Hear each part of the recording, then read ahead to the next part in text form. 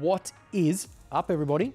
It's 2025, and it's a time of the year where everybody starts setting goals, ready to absolutely smash it out for the rest of the year. So I'm going to give you everything you need to achieve those goals. Now, why would you listen to me, and how would I know, and why would I care? Because I have been doing this personal training thing for quite a while now, and I can guarantee you the clients I have at the end of the year that are still smashing their goals are the clients that did this. Make sure that you go into the show notes and copy these answers so you can put it in a file somewhere and follow along. But if you're one of those people that like to write out their goals, a bit of pen to paper, I have given you a printable PDF. If you want to follow along with that, there will be a link in the show notes. All I need is your email address and I'll send that right out to you. Let's start setting those goals. Now I'm going to set my goals. You can follow along. I just want to do this way so you just have an idea of how to actually fill this out. So step one is identifying your goal. I want to see every single one of your goals. So no matter what it is, if you've got the PDF, you've got 12 spaces here, but you can use up more space. So if you've got 20 goals, just start. Just start. What's your first goal? Start writing it down, and I guarantee you by the 10th one, you're going to have another 10 and another 10. Just write them all out. So whatever it is, I'm going to write my goal for the year is beat Bradley in a 5K, 5 kilometer running race. We're going to do a running race. If anybody is interested in joining in on this one, we're going to do Run for Kids in April. If you're in the Melbourne area and you want to join the community and join a bunch of people doing it, make sure you reach out for that one. But my goal is to absolutely smash Bradley. So you can pause this video and write out the rest of your goals, but that is my number one goal for the year. Smashing Bradley in a 5K race. Once you've written out all your goals, so I hope you've got at least 20 there. It doesn't matter what size they are, big, small, little ones, big ones, dreams, dream bigger, dream smaller, whatever they were. I want you to pick the most important one to you. So which one is your absolute favorite and that you want to achieve this year? Okay, and you write that down on the top of that paper. Now, why is that goal important? Why do you want to achieve this goal? Now, I want to achieve this, my 5K. I want to beat Bradley because he said I can't beat him. He said I can't run as fast as him. And he may be right, but I want to prove him wrong. And that's why I want to do that goal. And then what does that mean to you? Now, this is where you got to dive a little bit deeper. Now, yeah, I want to beat Bradley, but to be honest, I want to prove to myself that I can still run a 5K because it's a very fit and healthy thing to be able to do, to run 5Ks without stopping. Now, time aside, whether I'm going to beat Bradley or not, I still want to prove to myself that I am fit, healthy, and I am able to run those 5Ks. So that's the difference between why and what does it mean to you. Next, I want you to describe what it would feel like to achieve those goals. How would that make you feel? Now, obviously, for me, that would be some decent bragging rights and I'd feel really good about being able to finish a 5K. But I want you to sit down and what would it actually feel like? I want you to stop and think about the day you achieve those goals. Once you've achieved it, that second after, how would you actually feel once you've achieved it? This next one is very important. I want you to describe a person that has already achieved that goal. Now, this might seem a little bit weird to do, but you're actually describing the steps that you actually need to take to achieve those goals. So by thinking about a person that's actually achieved those goals, and you can understand what they've actually done to achieve it.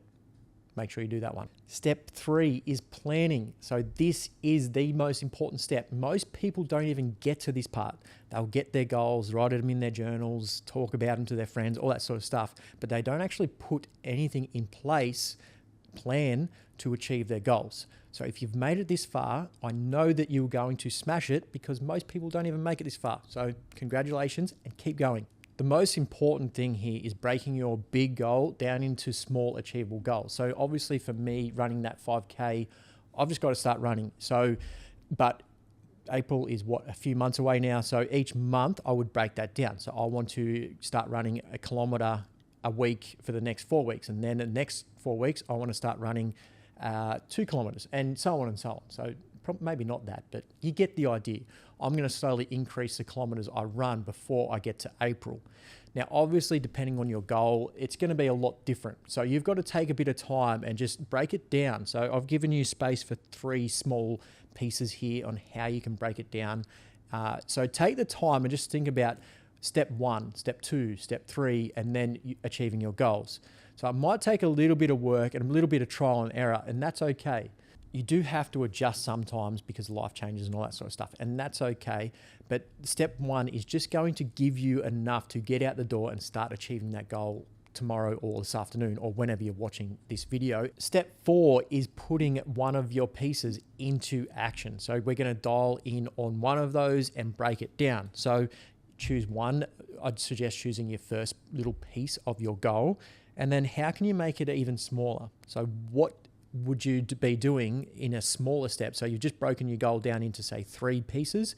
Now you're breaking it down again into smaller pieces. Identify when and where you will start.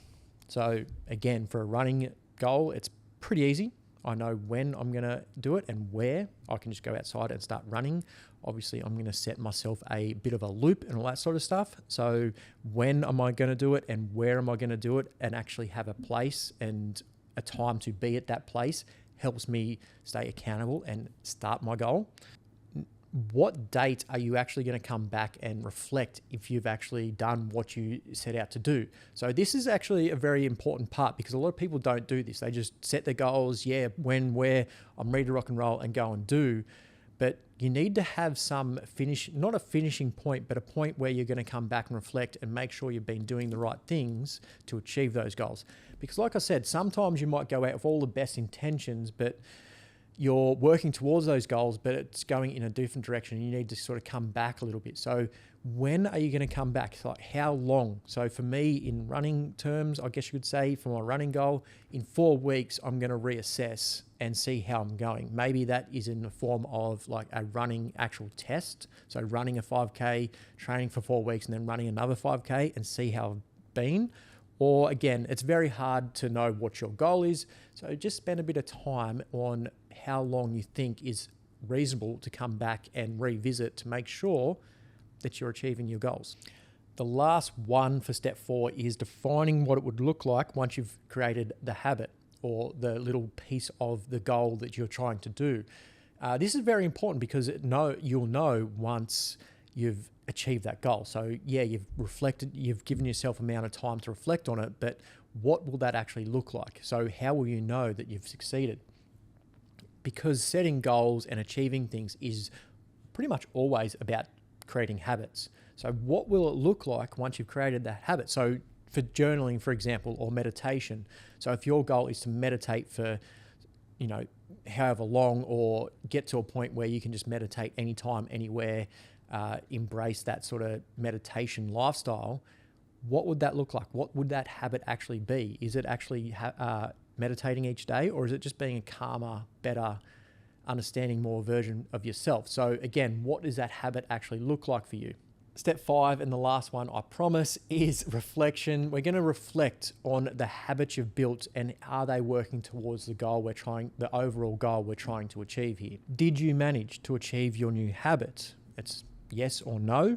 And then why or why not? So it's okay if you didn't actually achieve that new habit. It's a good thing. Again, as I always talk about on this podcast, is failing more. So if you've failed, you can understand why you failed so you don't do it again. So sometimes that's more beneficial than actually just achieving your goal straight away, because sometimes you might do things and go, well, how the hell did I actually do that? But by failing, you can go, oh, that didn't work. I know I'm not going to do that again. I don't know not what to do. I'm going to do this instead. So this is a good place to actually reflect on your fails. And then the last one, if yes, how has it improved your life? And even if you didn't achieve your goals, I'd still say, how did not achieving it affect your life? So again, a good time to reflect on those goals. All right, and that is how you set a goal in 2025 and absolutely smash it and guarantee that you're going to smash it. If you've been through all that, there is one more thing before you go. I want you to just take a minute to consider. Okay, this is a bit hard. I didn't put this in there, but this is just from my experience with my clients over the years. And that's talking about your goals.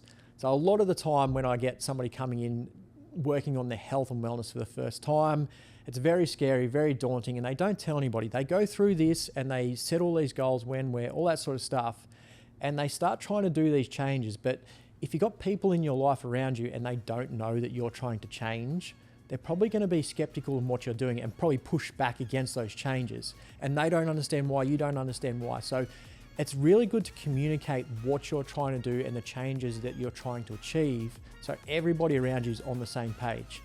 That right there is probably the biggest thing, one of the biggest things I've noticed in like hundreds of clients when they don't communicate that to their loved ones or their friends, all that sort of stuff. So communicate what you are trying to do so that people around you can support you in your goals as well. And if they don't support you, they're probably not the people that you should be hanging around with, because you're trying to improve yourself. All right. Thanks again for being here, tuning in, watching wherever you are. If you've enjoyed this, please, as always, let me know. But I want you all to go through this. And if you do have any questions or you get stuck, please reach out somewhere. There'll be in the show notes how to contact me. I'm going to shut up and let you go do your goals, and I'll talk to you in the next episode. Bye.